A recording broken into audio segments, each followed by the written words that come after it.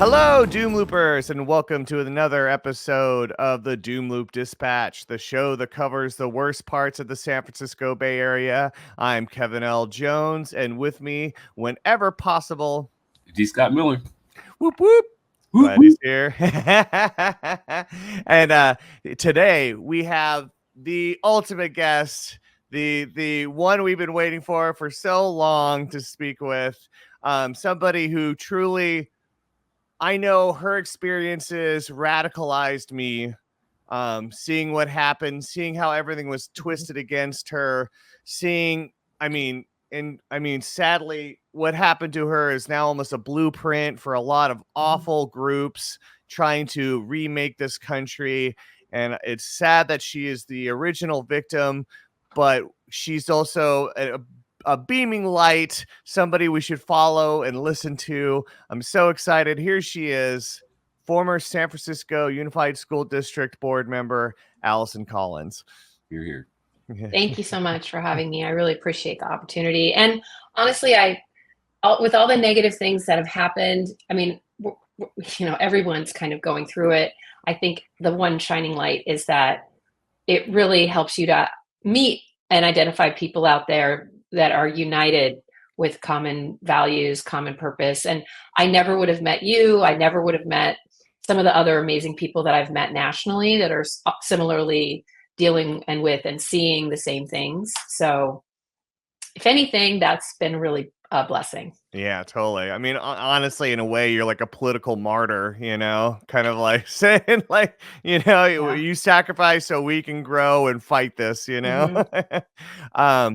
But so first off, we got so much to talk about, Yeah. but there's been some big news recently in the school district that I would love to hear your thoughts on.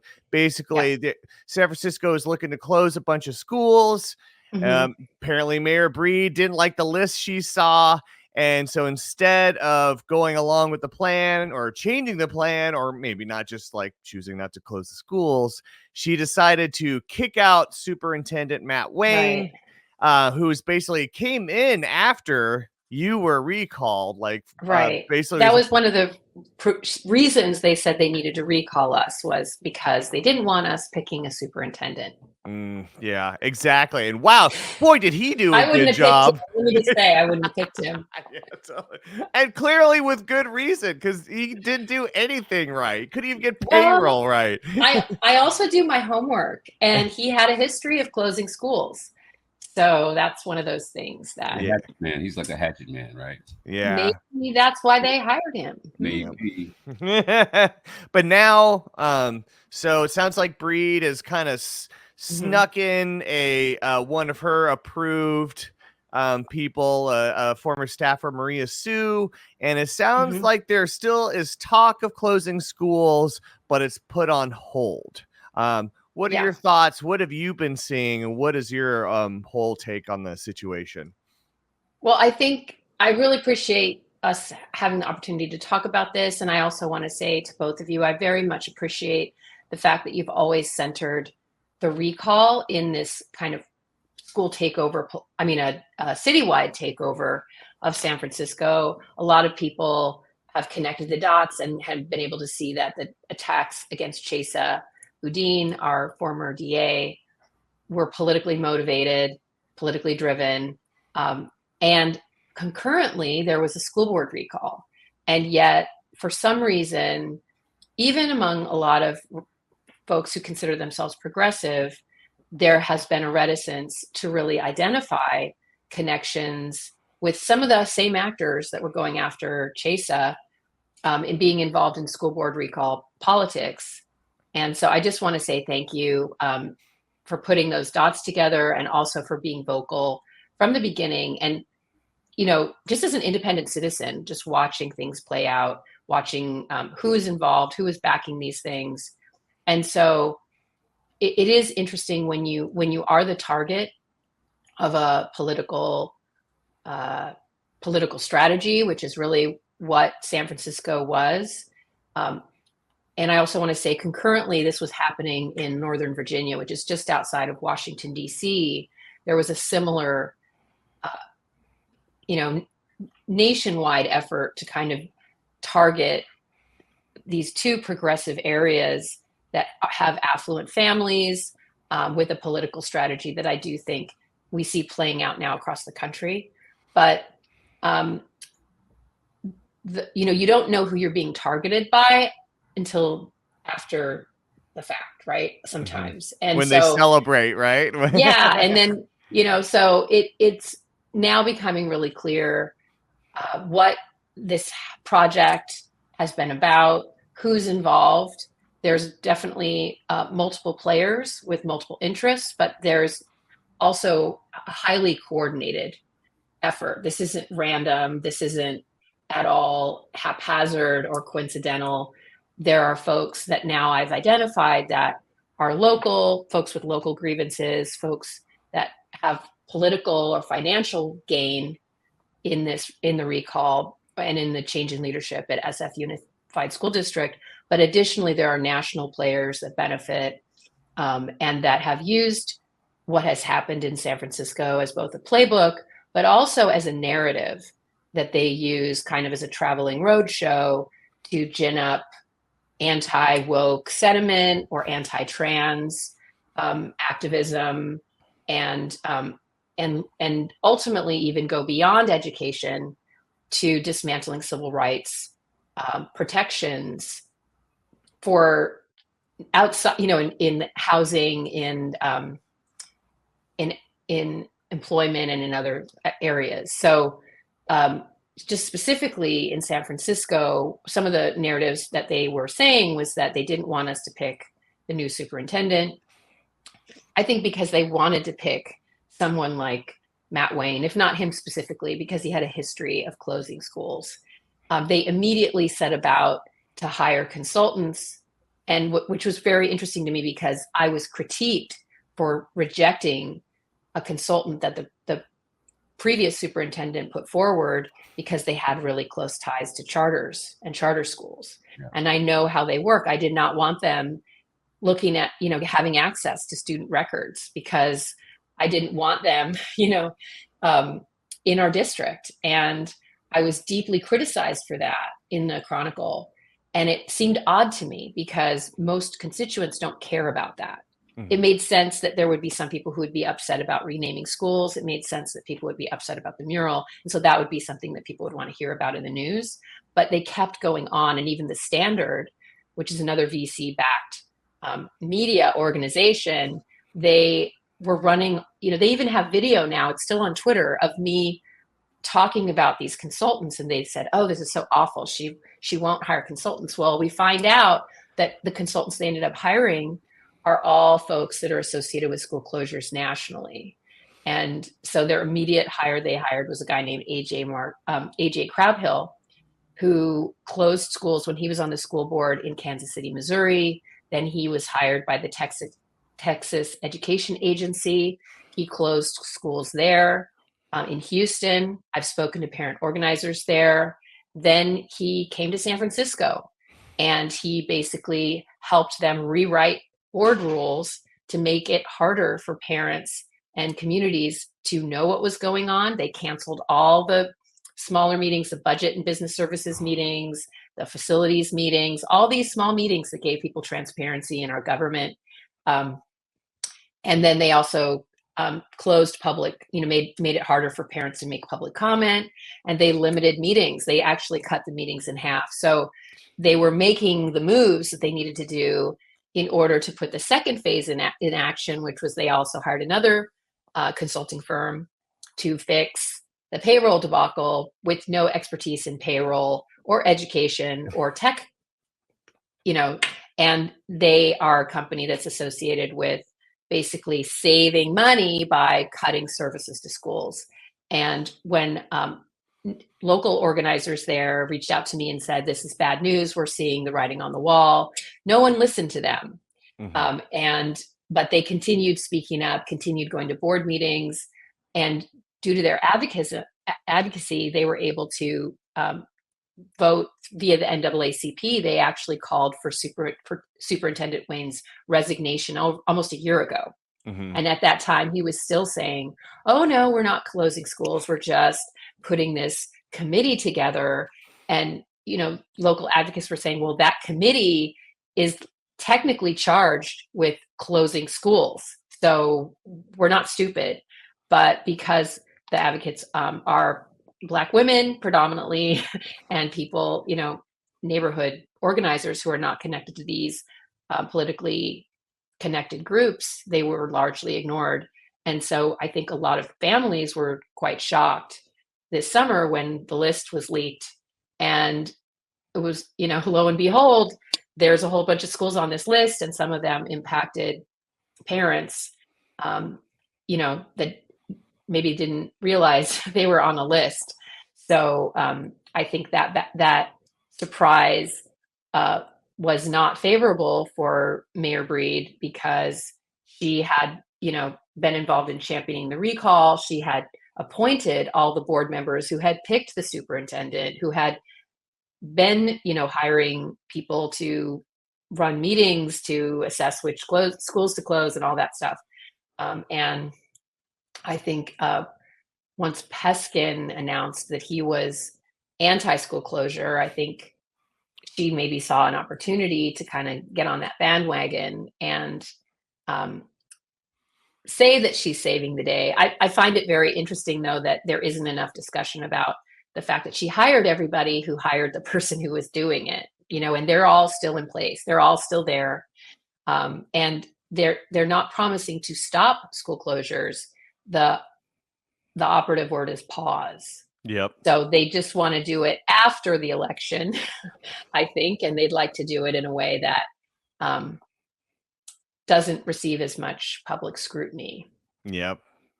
But then little do they know, or at least they won't admit, that school closures actually don't save money. And honestly, it sounds they cost money. Yeah. And their cost right now, we're paying Superintendent Wayne to leave. I think it's something like $500,000. So they've paid. I really do want to, if anybody's watching this, it's a parent or somebody that cares about public education or even just government transparency.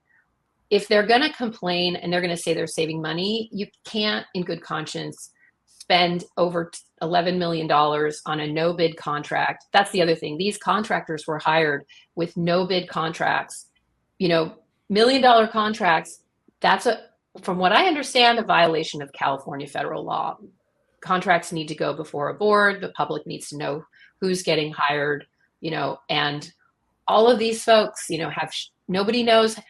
How does a superintendent that is just fresh on the team find a consultant and hire them within a month or two, right? Yeah. With no vetting process, right?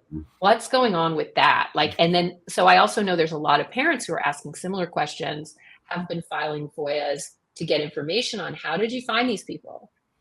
What was your communication with this group before you hired them? And they are not being responsive. But because we don't have conservative lawyers like Harmeet Dillon and other conservative law firms, parents don't have any way of compelling the district to do its legal duty, which is give the public transparency about what is going on in central office.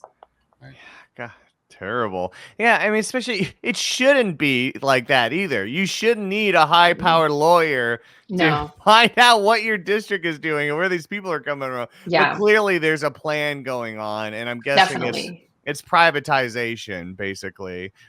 Yeah, for sure. Also, I mean, I think that you also brought up another element that's really important, which is that it's Black women of color, who are actually the ones who are advocating. They're the ones, yeah. Yeah, and because, I mean, let's be honest, I mean, the San Francisco Black population has been declining rapidly over the past 15, 20 years. I mean, when I first came out here, it was something like 13%. And now I think San Francisco has, 3 to 4% Black population? Yes. So, I mean, there is a connection there between 100%. Yep. And then once again, you brought up this list. And the list itself, actually, Malcolm X Academy, June Jordan, Harvey Milk.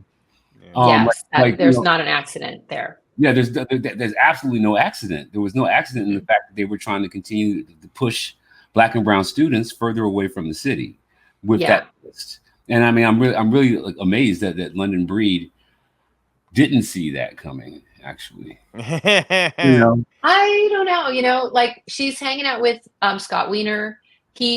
Look it up. I love sharing this one. He got the Heart Award from the California Charter Schools Consortium. Right? They love him. They give him money. So he's doing what he's being paid to do. And Mayor Breed has never called out charter schools, and yet charters are a mechanism for displacement. And I am not born and raised in San Francisco. I have deep respect for families who are born and raised in San Francisco. That's why I always centered their voices. And I listen to folks from the city who know, they've seen these changes, these demographic changes, and seen communities be pushed out. And even when I moved there, Hayes Valley was more Western Addition than it was Hayes Valley. And there are 2 charter schools there. If you talk to Black residents, and now I'm talking about Black residents, right? If you remember Golden Gate Elementary, I know people who, what kids went to school there. That school does not exist anymore. It is now a charter school. Oh, wow. And it is one of. Oh, didn't it used to be San Francisco Alternative? Is that Golden Gate Elementary was right on Golden Gate, and now it's called Creative Arts Charter School. Oh, wow. And it is one of the whitest charter schools in the entire city. And so that's a predominantly Black neighborhood. You talk to folks who were, grew up in the 70s. That was Black. That was a Black neighborhood and a Black school. Yeah. And so it becomes a charter during No Child Left Behind. They say, oh, test scores are bad, which we now know is just a proxy for affluence, right? Mm-hmm. And parent education level. They closed the school. And one of their turnaround strategies at that time was make it into a charter school. And so then it creates space for a charter to move in. Maybe originally there might have been a lot of Black and brown students from the neighborhood, but then those students, eventually it becomes a space where white families and Asian families feel safer putting their kids into that school. They can gentrify the neighborhood and know that they don't have to put kids into John Muir, which is an exceptional school in the neighborhood. Yeah. And I don't know, it's amazing when you start to connect the real estate and gentrification with school access. It's wild. Like even if you go to John Muir, I remember going once and I watched all these kids line up, and they're a lot of them are white and Asian kids lining up outside of John Muir, not going in, which is predominantly Black and brown. Mm-hmm. And then you find out that there's a little bus that would take them up to rooftop. So there's these systems that keep our kids separate. And that's how I got into this work, was as a parent living in Russian Hill, talking to my neighbors as an educator, saying, I love public schools. There's a lot of maligning of public schools. I think they're great. I want to go to a walkable neighborhood school. Let's check them out together. And one by one, I had neighbors say, well, I'd rather send my kids to private school because I don't know if my kid will feel comfortable going to an all Asian school. I mean, it was crazy to me as a Black parent listening to the excuses that people gave for not putting their kids into predominantly Asian schools. Like, I thought I was maybe hear some they're like not unsafe. There's no gangbanger references you could think about in North Beach, and they still refuse to put their kids in local schools. So that's when I started realizing this is a problem. And that's actually what started my advocacy in public education, was working with other parents. We wanted our kids to go to school together. We wanted them to learn and play together because we deeply valued what it does for our society when we live in integrated communities. That's the operative word right there. You just used the word integration, and this is this is an anti-integration movement. Is that what it is? Yeah. It's trying to undo what in fact, it's already happened. It has. The disparity between like segregated schools is just as bad as it was in 1968, if not worse. There have been studies that showed this. Yeah. So that's already happened. They're just trying to take it even further. Right. Well, the other thing, and I do appreciate you saying that. So people are starting to now, instead of calling of things anti-CRT, which was this targeted attack that Chris Rufo has been waging across the country, which has now evolved into the anti-DEI movement. It really is a neo-segregationist movement. So we should start, that's the language I've started using. It's not anti-CRT because their understanding of anti-CRT is actually not even valid. it's a neo-segregationist movement.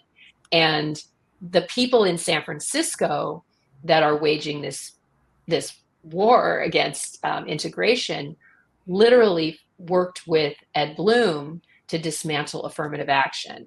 Yeah. And that is another story that, honestly, it blows my mind. Jill Tucker, she could maybe get a Pulitzer Prize if she wanted to, writing a story about those connections, but she's in bed with them and has been promoting them. So that is also, I'd love to talk a little bit about the media. I think I've learned a lot about the right-wing media ecosystem in our country, and then locally, just, like what we see in terms of, even recently, right? We've got the Washington Post, right? People are mad about the LA Times. We do not have a free press anymore. And that's right. Again, I deeply appreciate the work that you guys are doing to actually just go to the source, get people different perspectives than they're able to get. Well, it's interesting to me also that you would bring up the Standard, because it's owned by Michael Moritz. And Michael Moritz is actually a heavy investor in charter schools. So, yes, he is. Yeah. So, I mean, like the dots are already pretty much connected. And you would think, you don't have to work hard. Yeah, you don't have to work hard. And so Jill Tucker doesn't have any work to do. She can just go on Twitter and look at Emily Mills's tweets, and she would have some articles. But brought up Emily. Shout out to Emily Mills. Great work. Yeah, shout out to Emily Mills. Thank you. Yeah. She's like citizen journalist. Yes, for all the citizen journalists out there as well. Yeah, totally. Yeah. And I mean, honestly, like, especially for me, Heather Knight, when she was at the Chronicle, and her columns about you specifically and Chesa Boudin, well, actually, I used to freelance for the Chronicle. I wrote some big articles for them, like, especially during COVID and stuff. Like, and that was supposed, I was like, oh, look at me, I've made it. No, I'm not going to do that anymore, because it was so clear. Those weren't accurate stories. Those were hit pieces. Yeah. Do you, I mean, when you read that. She's a fun one. I love to talk about her because, she has a reputation for a long time, right? She's had a reputation for being somebody that educators did not trust her. And there was an incident at Aptos that happened that was right when I got onto the school board, and she wrote a horrible article. Remember, she had that little podcast thing? Yeah. And in the podcast, as a part of this interview, she talked about this school in Aptos, and she described all these kids with all these dog whistles. She said these kids, fatherless children from the inner city, were coming to this tree-lined school and causing a Lord of the Flies kind of chaos, right? God. And so right away, it's like, I know who she's describing, right? But not only that, she even said they were like kids eating fried chicken, like literally said it. What? Okay. The kids flipped out. Okay. And so I was just at the board. I was hearing from Aptos parents. They were like, our school's out of control. And I know schools. If there's anything I know, I've been in so many different positions in schools, not principal, but every other position. And I said, I can diagnose a school problem. That's my thing. So I went to the school and I started to see, what is going on at the school. And I interviewed folks. I literally was there when the kids decided to do a walkout, and they were chanting. They were pissed about her article. They were protesting her article. Wow. It was shocking. I've never seen kids protest a journalist. And they had signs that said, "We don't eat fried chicken." I kid you not. These kids are more intelligent than she is. And I'd never seen her before. And I looked around and realized they were talking to her. And she left. And so, I mean, this woman made kids mad with her article, right? And at the same time, I wrote a piece on it, about it, because I was so offended as a Black parent. And Gabriela Lopez wrote a piece about it on Medium. And our superintendent at the time, Vincent Matthews, he was not at all political. He was pissed. He wrote an article about it too. And I think that's what put the target on our backs. Like, you cannot criticize a Chronicle reporter, especially Jill Tucker or Heather Knight, without them deciding that they're going to target you until the end of time, And so that's basically, we were on the hit list along with, other folks for sure. But definitely, I mean, you can look it up. Like, I wrote an article about it, and they took the chicken thing out of their podcast. They took the reference to the fried chicken out, but they left the rest up. Wow. Oh, And that's the thing. As a black man in America, I've seen this anti-blackness start to become more of an engine than it has been for a long time. For example, like Diane Yap was very instrumental in your ouster. Yes. She's involved with the Manhattan Institute along with Chris Rufo. And they have created platforms of anti-blackness. And fortunate for us, Diane Yap has now gone full-blown white supremacist. I mean, like her Twitter page is just pretty much just it's crazy. Yeah, it's just but she's always been that way. So what's amazing to me is you talk to Black residents, she has always been that way. She has been on Facebook. They had an open page for Lowell, and there would be Black Lowell alumni arguing with her on a public page. They had no qualms about it.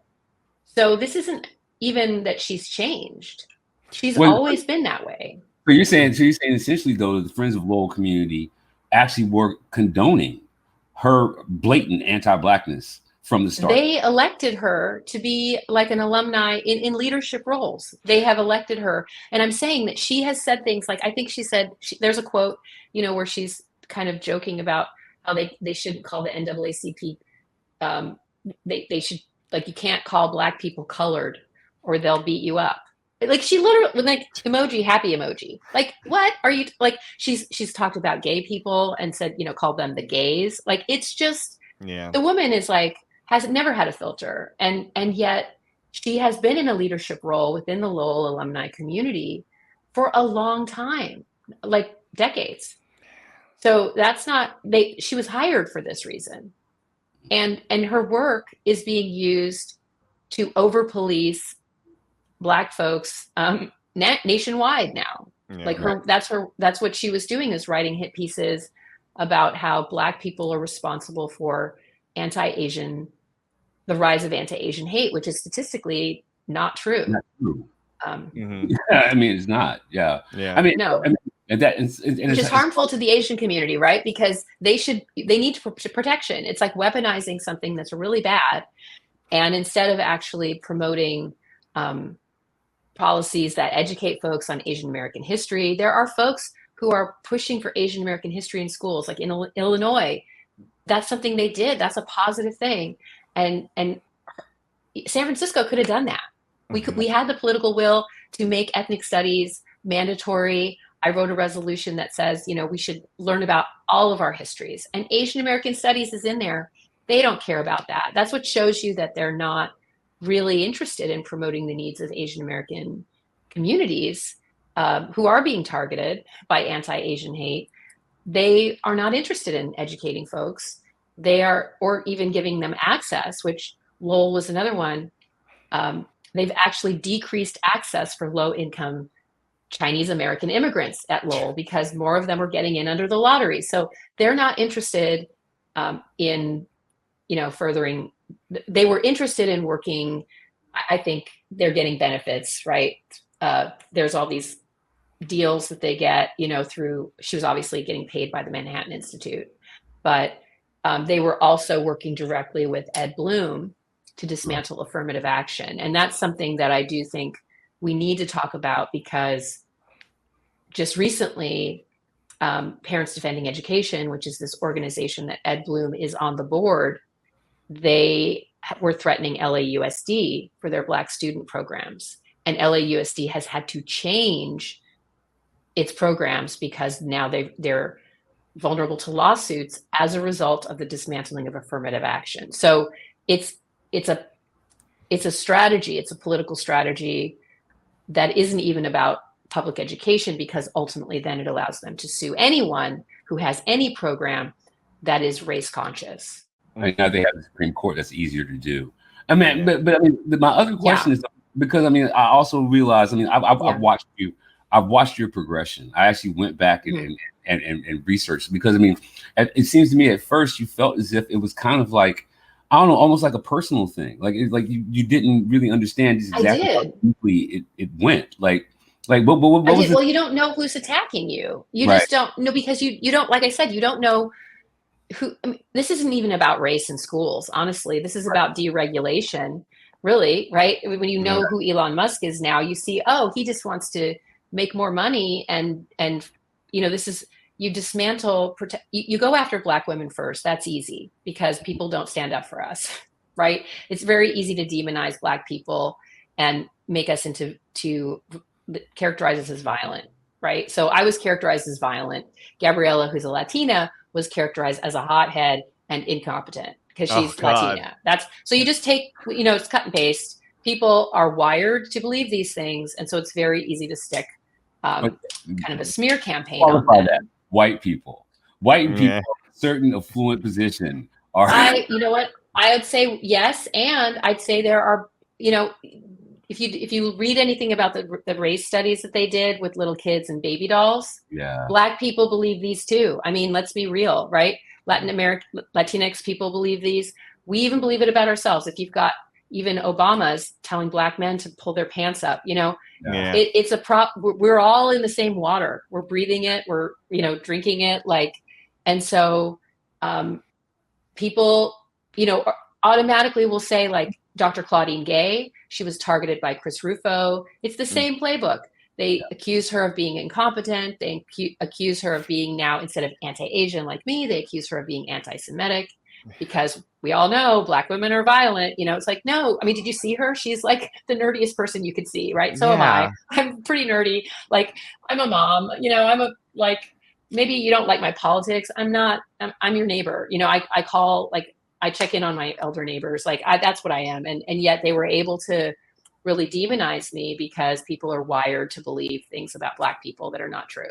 Right. And so that's when I started, I didn't know what was going on, but then people started reaching out to me that are in the tech sector on Twitter, and they started saying, "Ali, I think you're the target of an information attack." And I had never heard that before. I was like, I'm confused. And they're like, look, then somebody shared with me, they said, one of the guys who's trolling you, he has, like, there's data scientists. They look at these patterns on Twitter. They understand how Twitter bots and Twitter, attacks work. And then they showed me, this woman who's targeting you. There was this one account that was really virulently targeting me and targeting anybody who commented on my threads, specifically Asian American people. Any Asian American people that stood up for me would get swarmed. Ooh. And then they would get doxxed. And so this is the pattern, right? It's not just me. People were literally telling me to like delete their Facebook comments because their boss was asking them about why they were supporting a racist. Oh. So they were targeting parents. Like, I signed up to be a politician, and I don't think I deserve to be true. I don't deserve to be physically threatened. My kids don't deserve to be physically threatened, but I did sign up for politics. Regular folks just liking my tweet do not deserve to be targeted. And they were looking up people's kids, telling people where their kids went to school. And they were specifically targeting women with children, especially women with trans kids, they're vulnerable kids, and Asian American people. And so that is when I started realizing this is a campaign. And then I started reaching out to folks who have expertise in information attacks. I talked to disinfo experts. And then I also talked to Dr. Isaac Kamala, who has been a great friend, I have to say. And he has done research on these targeted attacks against university professors. Yeah. And how the Koch donor network has been pushing university professors out of the universities. And then we realized, wow, now they're just redirecting this machine that they've built to the K-12 system. And we've been watching it. The other person that I spoke to that was really helpful was Dr. Walter Grayson. Shout out to him. He's a historian. He's studied backlash movements, and he's the one that told me this is connected to the insurrection. And I thought, that's crazy. Like, that's crazy. And then you start to see all these people have connections. Andy Jack Posobiec was retweeting me like one day after Diane dropped things. You have people, Jack Posobiec lives in DC. He's the one that, for folks who don't know, he's the guy that came up with the QAnon conspiracy. Andy Ngo is another conspiracy theorist who is in Seattle, and he tweets things and people get shot, right? He's a friend of Elon Musk. So these are folks that do not have children. They're not educators. Like, why are they tweeting about one little conflagration in like this little town called San Francisco that's wacky? Like, who cares? That's when I started realizing, oh, this is a big thing. And the other one that I want to mention is Azra Nomani. And nobody knows who she is, but she is the parent in Washington. So like, just like Diane Yap was this awful person that was targeting students and targeting anybody who spoke up. This woman, Azra Nomani, was doing a similar thing in Virginia area schools in Fairfax County, Virginia, and Loudoun County, Virginia, and saying like, I'm just a mom, they're calling me a terrorist. Meanwhile, she used to work for the Washington Post. She's deeply connected. She's with Independent Women's Forum.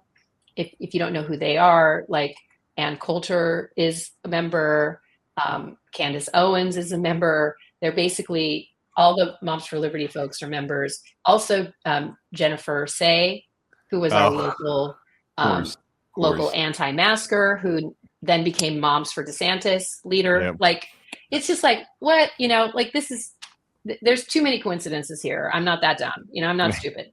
And so people started putting it together, but there has been a refusal to discuss it in San Francisco, I think, until I think Chesa was removed. And then we saw a complete flip in our politics, where I think people didn't expect Gordon Marr to be removed from office because he was targeted by the same folks. Connie Chan's being targeted. Now, they've been consistently going after Dean and now Peskin. And I think, and then the DCCC has been basically taken over by people who were involved with Friends of Lowell, which is a Moms for Liberty in San Francisco. So Nancy Tung, she's on the Democratic committee or whatever. Committee, and she's connected with these folks. Yep. And the fact that nobody wants to talk about it, I think, it says as much about how far right-wingers and Republicans have been able to mask their activities, as it also speaks to white liberals who are very uncomfortable talking about race. They're very uncomfortable with their own kind of comfort with, some of the systems that benefit them. Well, I mean, I think you actually hit the nail right on the head with that one, because, it's all about, also, it seems to be about protecting privilege. Yep. Like 100%, yes. So getting back to what we're seeing with the LA Times, with WAP, with Twitter, with Michael Moritz and the SF Standard. What we're seeing is a bunch of billionaires, white billionaires, but not only white billionaires, taking over all of our media outlets. Yep. Yes. We cannot look at SF Chronicle without having to ask a really hard question about who's actually pulling the strings over there. Yeah. Because we've seen that after 2020, or maybe right after. Before that, honestly, I think they've had a history. If you talk to Tom Amiano, he was fighting Nanette Asimov. She was writing horrible articles about him trying to get Harvey Milk. It's always been that way, honestly. Yeah. That's what I realize is, San Francisco there was a Moms for Liberty, Daughters of the Confederacy convention in San Francisco in the 1800s. Right? So I think there's a lot of folks who like to have a fantasy view of San Francisco, but there's a reason. Didn't benefit Native Americans. It didn't benefit Black people. There was certain people who, the Haas family, there is old money in San Francisco that has always existed. And I think that is something that we do need to talk more about, right? Is this idea that it's not just the South. California has a history, a legacy of both fighting against racism, but also supporting Confederacy kind of values. So I've done extensive research on this, and to be honest about it, California after the Civil War was the place where the Confederates thought they could make a white-only state. They only had a handful of places they were thinking about: Oregon, Kansas, California. But that California was actually on the list. Yeah, and so it's sorry. Oh well, but like the only reason why it got stopped is because they tried to invade Mexico, and Mexico had already said that they were against slavery. So Mexico kicked their asses, and because Mexico kicked their asses, and California hadn't really been a fully like sanctioned state yet, right? That's why slavery didn't end up in California or Mexico, but only because Mexico kicked the Confederates' asses. Oh, I can appreciate that. Then that's well deserved. It's Ishmael book, No Confederate Statues in Mexico is what the book is called. His research. Oh, cool. I have to read that. Yeah.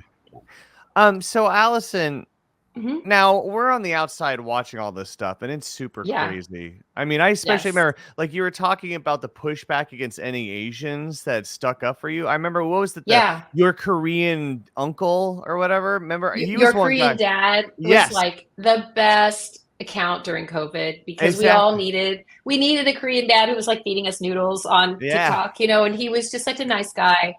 And he stuck up for you big time. He did. And I was kind of surprised because I didn't know him. He actually had a coffee shop at the time in Cow Hollow, which is like, we would have potentially, been parents of kids at the same schools in a sense. I mean, we were like, not neighbors, but, in the same part of the city. What I realized was I had helped his daughter, who was a parent leader at Washington High. And during COVID, there were some crazy folks who just can't accept a pandemic when it comes to their kids getting into college. And it was like 2 months in, there were some parents that started getting like, what are we doing about grades? And, I was like, we're trying to figure out what this is. We don't know how to keep people safe. There are families that have family members dying. We don't, we're doing remote instruction, and we some people don't have Wi-Fi or computers. We had not been distributing laptops until then, right? So it was like, how do we like just get a handle on things? And there was some parents that started saying, well, we need grades, and we need to have, my kid's going to Harvard, and so we need to have the grades.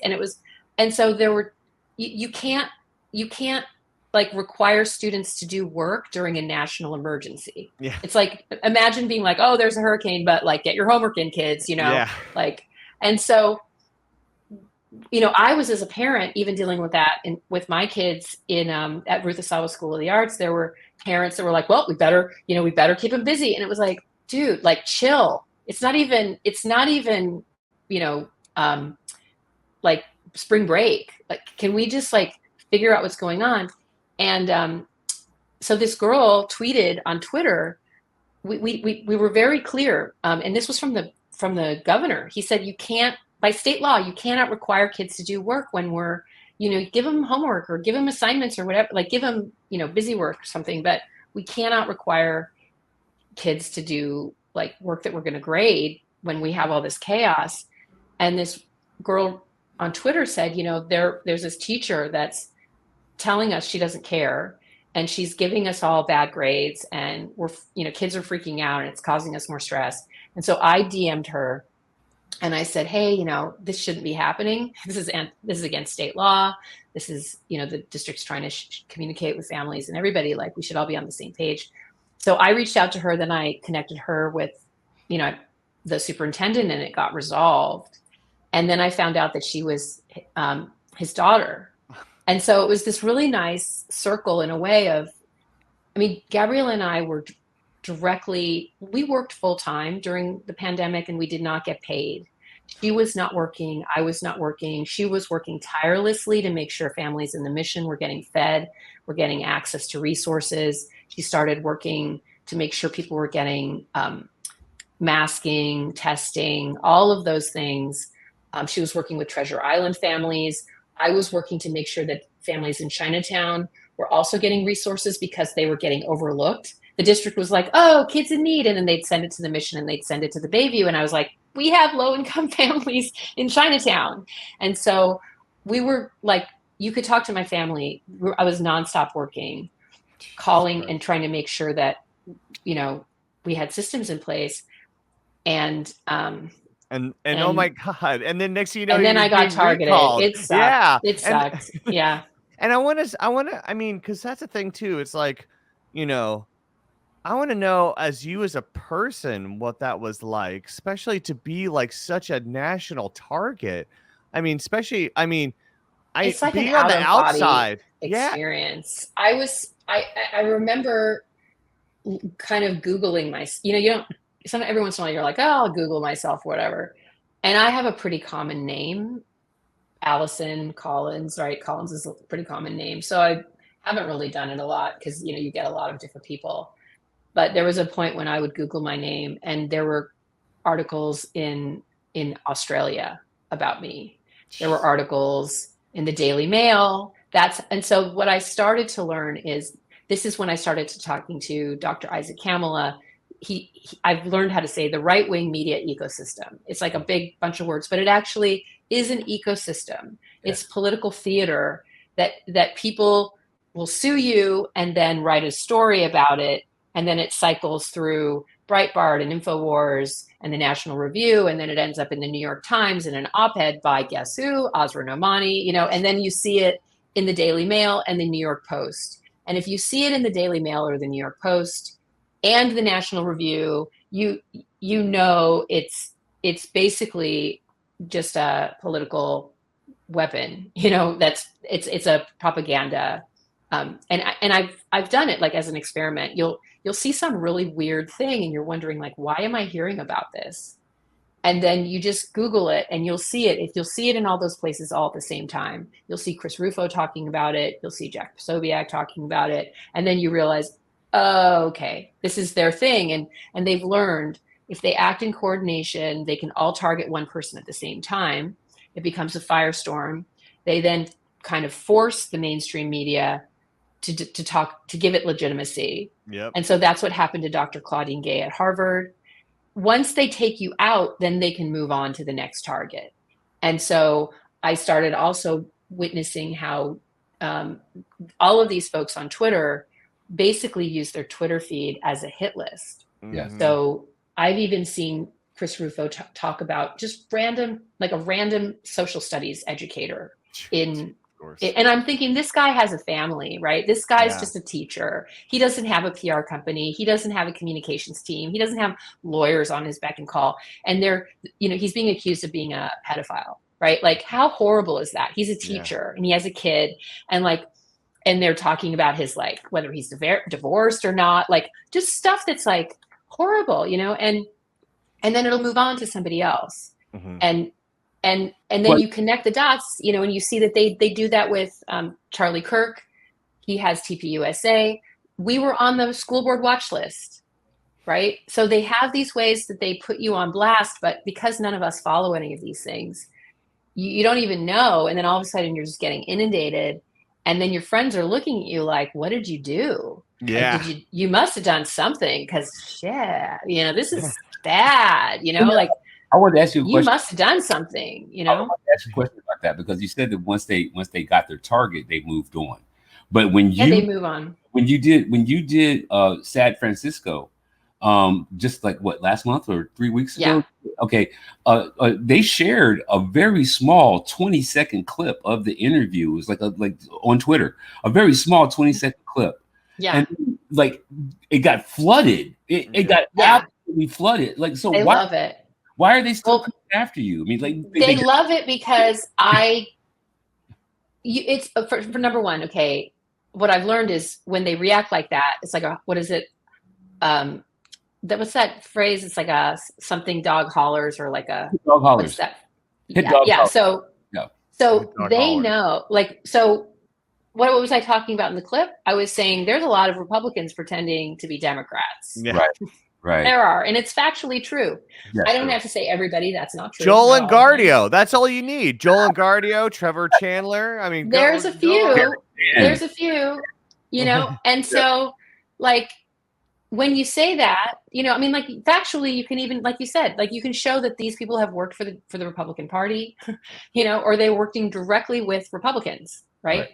And promoting Republican interests and raising money for them, Yep. So it's like they immediately have to shut it down, like inflame it.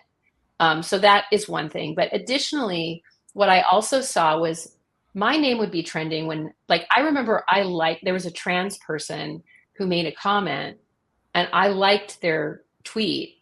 And then everyone was talking about how I liked their tweet.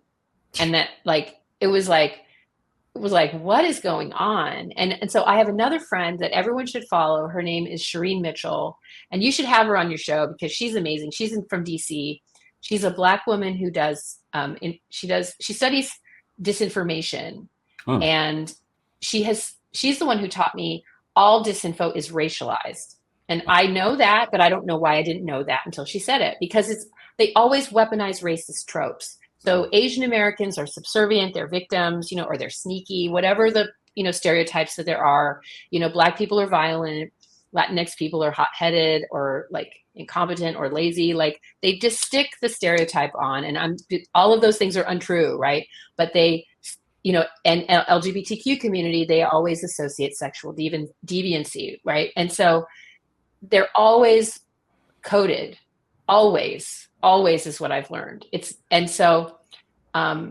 She's the one that got me hip to it. So she asked me, I showed her, I was like, I'm frustrated. Like, why are they talking about me? Like, I'm not even involved in anything. I had stopped talking about everything. I had just kind of just said, leave me alone. And she said, well, you need to look at how does this function? And I was like, I don't know what you're talking about. I was like, they're just targeting me again. Why are they targeting me? She said, no, wait. Like, let's pull back and see what is going on. Like, what I'm seeing, she said, is a Black woman is showing solidarity with a trans woman. And that's what they're targeting. And so similarly, like I said earlier, when an Asian American dad was showing solidarity with a Black mom, me, they go crazy. Yeah. Because they cannot allow us to communicate. They cannot allow us to build solidarity. That is their ultimate purpose, is creating conflict and dividing us so that we can't commonly fight for justice, common good, and common good. Yeah. And so now I ask, it's funny, like everything is about race and it's not, right? Everything is about race because they use race. It's very engaging. People get like in their fields and we stop thinking. So it's very easy to manipulate people when you get them jacked up, whether you're being targeted by it or whether you're weaponizing it, but it has a function.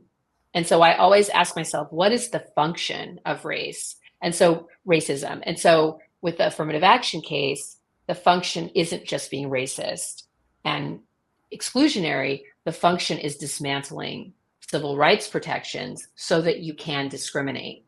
That's the function. Yep. Right. What's the, why do you fight CRT in schools, right?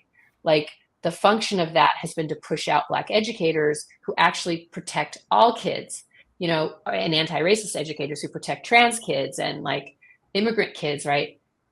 There's a function. So it's like the puppet, you're like, look at the puppet. And then they're like doing something else. Right. So that's where it's tricky, is you look at the big fire that they start, and then you have to say, okay, well, what's going on now that this is, and that's basically Trump. He's the fire that we're all focused on. But what are they like? Then there's Elon and there's JD Vance and there's Peter Thiel and there's these people that are manipulating our government, manipulating voters, right? Or even locally. You have like Philip Dreyfus. You have Christopher Moore in Oakland. Yeah. You have Ron Conway, Yeah. So what are they doing? There's people behind all these things and around all these things. What are they getting out of this? What is the function of this? In San Francisco, the recall, it was for Joel Angardio, it's like getting elected. For somebody like Meredith Dodson, it's getting a contract to start her own new nonprofit, with several $100,000 from the city, while taking money away from homegrown nonprofits like Parents for Public Schools and other groups that are like, been around forever. And, like homegrown groups, right? So Yeah. there's the local benefactors. There's people like Dan Yap. She gets paid to work for, and some, gravitas working for the Manhattan Institute. Autumn Lugin, right? She's got, candidate. it's like, she's just a mom, but all of a sudden she's a politician, right? Like, so there's always a benefit to somebody in that way. And then for the national folks, they make these partnerships. They're like, okay, cool. Like, I'll help you get elected, or I'll help you get a city, a consultancy or a contract or something. You provide a narrative for me on a national scale. Then I can go around Florida. I can go around Texas, where nobody knows anything. I can say whatever I want, and you become the face of this horrible thing that I want to promote, so that, so Ed Bloom is benefiting, and Chris Rufo is benefiting, right? Yep. In these national, initiatives that they're trying to implement. Yeah, and William Obendorf too, right? The guy who literally he's my favorite. He talked to Milton Friedman about the mission to close public schools. I mean, really? Yeah. Oh, I would love to see that. Yeah, there's a quote. There's definitely an exchange. Like I think Obendorf has even said, like, yeah, I remember talking to Friedman about how one day we're gonna do this, because Friedman absolutely believed that access to schools should not be universal. Should not be he did not believe every child should have a good education. I mean, this is an anti-civil rights movement. So it's a neo-segregationist movement and an anti-civil rights movement. Absolutely. Is what this is. And also, I mean, it also is about addressing the demographic shift that's happening all over the country right now. I mean, like there will come a time very soon where white people are not going to be the majority. And so you're going to have to figure out ways to start creating a minority rule. You're going to have to start figuring out ways to create network states that actually go above the law or can ignore it altogether. And so we're actually Donald Trump has even gone as far as to make inferences about creating a white ethno state. They're all about that. Yeah. All about that. And also, just whiteness itself I mean, in a way, like this race, when they say like race doesn't exist, like it technically didn't exist. It's a made up thing.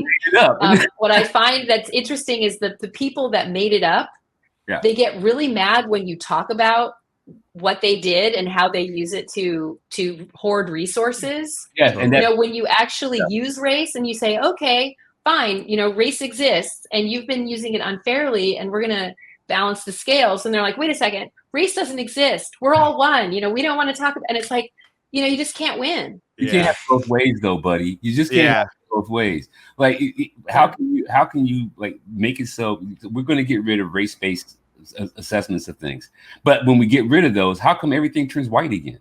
That's my favorite is with Harvard, right? They had the Students for Fair Admission case, which dismantled affirmative action.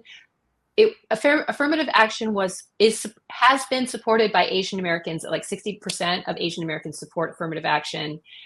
So it isn't an issue that Asian Americans have been railing against. But there's a clip I found. I have a friend that I made through all this who's in New York area, and she posted a clip she found of Ed Bloom talking about how they went looking for Asian Americans so that they could do this case. Mm-hmm. They needed a face that was Asian American, right? Just like he tried it with a white woman, it didn't work. People laughed that off the stage or whatever. So then he's like, okay, we'll use Asian Americans. So he found some, but it's just like Clarence Thomas, we're not a monolith, and you can always find somebody to be the face of something that you need. And they've gotten really smart, because for people who say that they don't care about race, they are very good at weaponizing, race and inter-community conflict. They understand race really well because they know what buttons to push to get communities fighting. And they'll get Black people trashing trans folks, and they'll get, Latinx people trashing immigrants, right? They find people to be the face. And so this guy, AJ Marsal, AJ Crabhill, this is one of the first guys that they hired as a consultant, like getting back to that. He's a Black man. Mm-hmm. And I talked with a Black woman organizer who's in Austin, and she said this guy was showing up, at the cookouts and stuff, and he was ingratiating himself with the Black community. She said they will find somebody to get the work done, because they used him. They know that he's effective.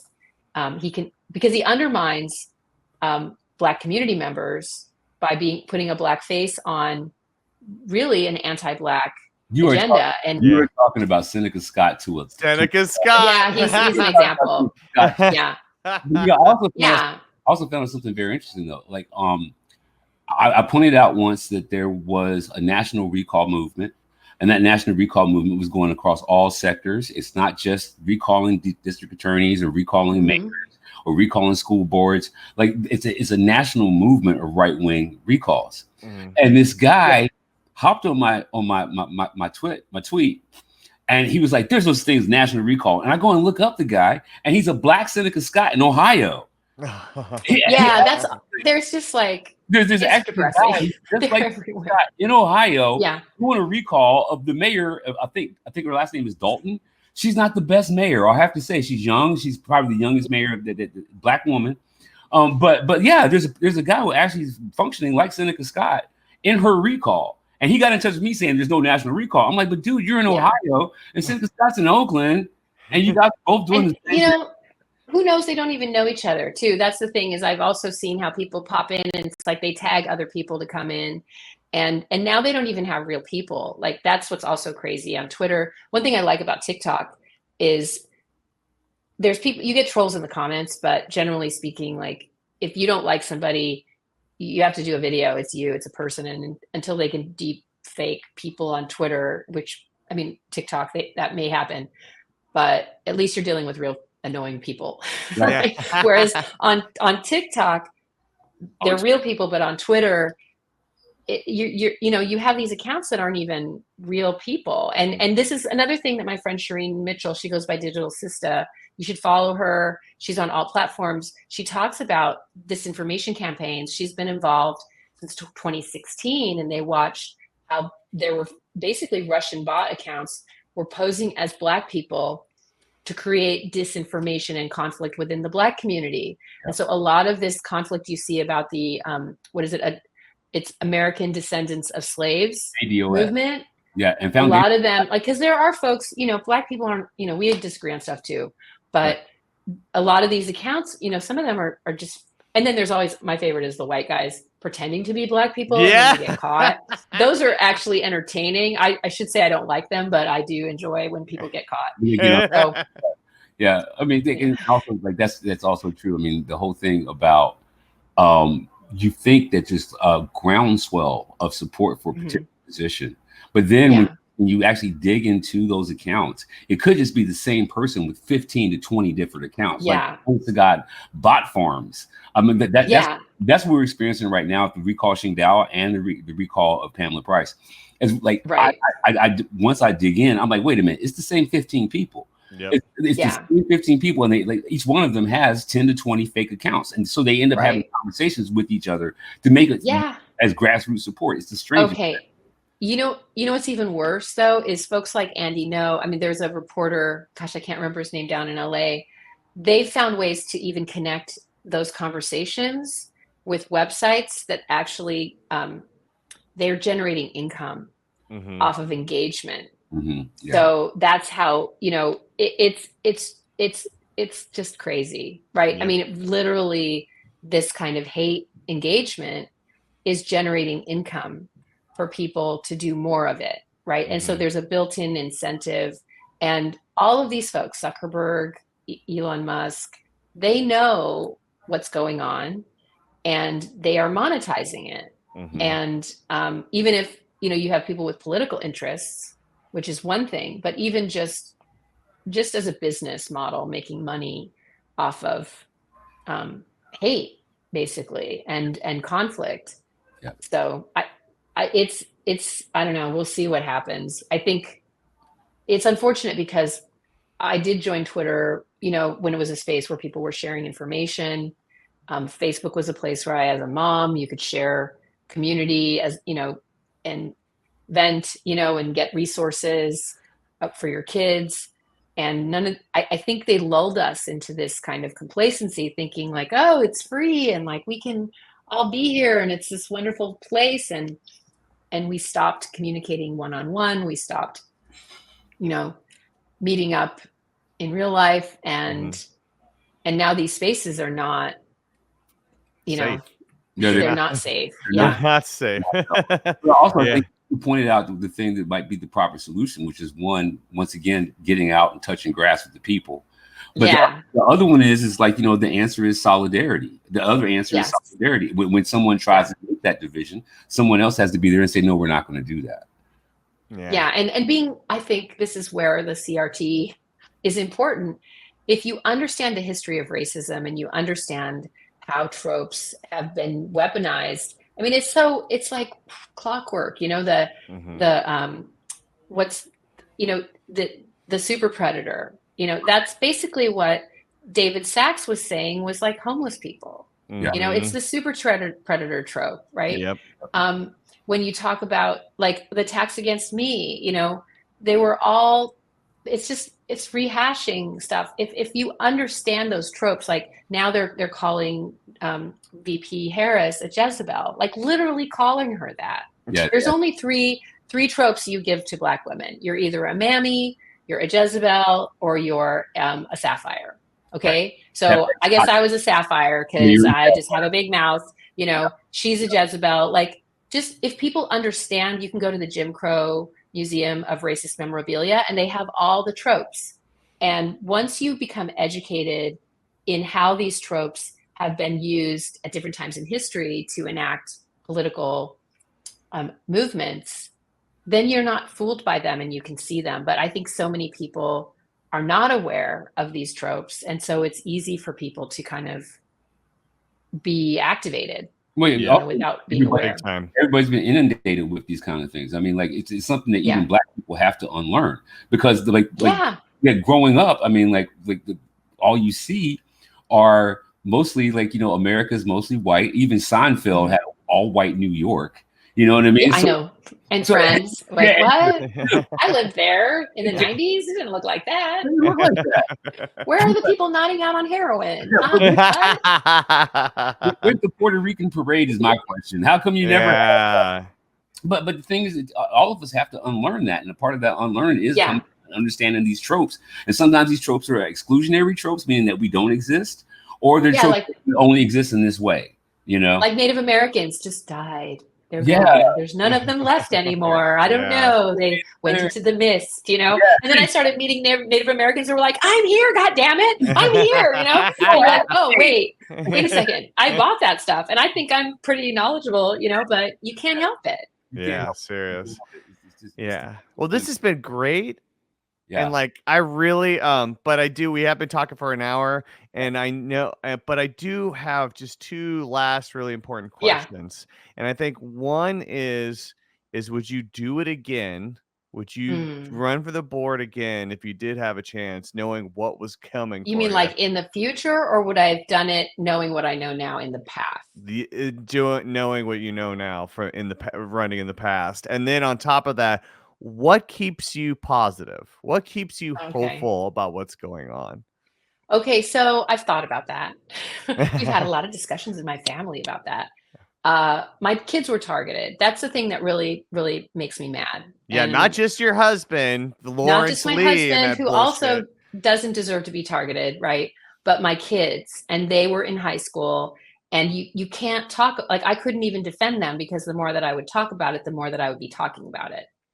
So it's really messed up. And the fact that we never talk about other people's kids, right? There's other people, and I won't talk about them because I think I'm a mom, and I think even people I don't like, their kids don't deserve to be targeted. Right. But there is, anybody who's talking about my kids, you should be talking about, like, you have kids too, right? Yeah. And so that's the thing that, like, people have talked about, my friends' kids, like I said, just regular parents. So anyway, that is one thing that I did not expect, because it was kind of before, even when there was a lot of disharmony in our district and we had a dysfunctional board at a certain period of time, where there was like a lot of arguments in SF. This is like in the early 2000s. They couldn't even agree on stuff, and it was like 4-3 all the time, and they were fighting. It never got like that. People knew, there was like rules. It's kind of like Trump, right? Like there were rules before, even if you didn't agree. Now there's no rules, right? And I firmly believe that, what you said, I knew what was happening. I knew I was going to be like I knew as I started getting targeted, I said, I could resign. I could, I was being told by Democrats who consider themselves progressive, and they also knew what was going on. Let me also say, everybody knows who Josephine Zhao is. They know she targeted Jane Kim. She targeted Sandra Feuer similarly. So all of them knew what was happening to me and decided to kind of step out of the way. So this isn't just moderates. This is also progressives deciding they didn't want any, right? Right. But so I knew they knew. I knew what was coming for me. I didn't know how bad it would be, but I also knew that the kids that I was standing up for, black students who were targeted with racist, pornographic, hate speech at Lowell, called on me and Gabriella, and if I quit, they ended up dismantling the equity audit that they called for. Ultimately, and Matt Alexander, we had entrusted with that role, and he stabbed Black community members in the back. I'm just going to say they were being targeted by the same people who targeted me, and he stopped communicating with them. So, not needless to say, I'm proud. I have integrity. And that is the one value that my family, we've all stood by, that if you say something, if you value something, you sometimes have to make hard choices, difficult choices, but in a sense it's easy, because when you know something's right or you know something's wrong, you just have to do that. And so I voted to remove the Washington mural because Native American children were saying that they were traumatized seeing a dead Native American, that kids were like, meet me under the dead Indian. Like that, just as an educator, I could not stand by and vote against what they were asking for, right? And I believe in centering students. I believe in centering communities that are the most harmed, even if it hurts me. That's what using your privilege is for. And so I was privileged enough to be elected on the school board. And so that means taking everything that taking all the hits, because if that's, that's the way it's going to go, that's the way it's going to go. And in the process, I think I also wanted, it's like, okay, let's figure out why public schools don't function, right? Or why we can never move beyond these racist policies. I wanted to know. And now I know, right? And it's like you go through the fire, right? Now I know. And I think a lot of us know, right? And we wouldn't know, maybe if I had resigned, we wouldn't see all these connections because it wouldn't have gotten so bad. And, Chesa also fought really hard. Through our fighting, I think it revealed a lot of the system, of the bad actors, and also people who are full of it. They say they're progressive and they're not, or, people are cosplaying being liberals when they really are just looking out for their best interests. So I think it really showed us who we are as a city. And so I don't regret it. It was deeply traumatizing, but I don't regret it. What brings me joy, honestly, is my children and my family, number one, and my students. I'm a classroom teacher. I'm so overjoyed to be working with young people who are woke. I think it's a good thing to have woke students, because they are going to be voting in the next election. And they give me hope, because some of them are way more educated than people that are in San Francisco City Hall. And so just shout out to all the educators out there.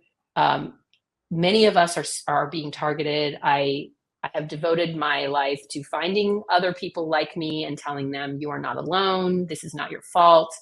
this is, an attack. This is, you didn't do something bad. This is just, a political, action. You got caught up in a war that you didn't, so, and there's, for those of you that, we need to defend ethnic studies. We need to defend detracking. Those are fights that are still going on right now. We need to fight to protect trans students. Yeah. Those are still going on. And anyway, just appreciate the platform. I really appreciate you, specifically you, Kevin. There were very few people that reached out to me as just random folks to say, hey, I see what's happening to you and it's not right. Like, it's not okay.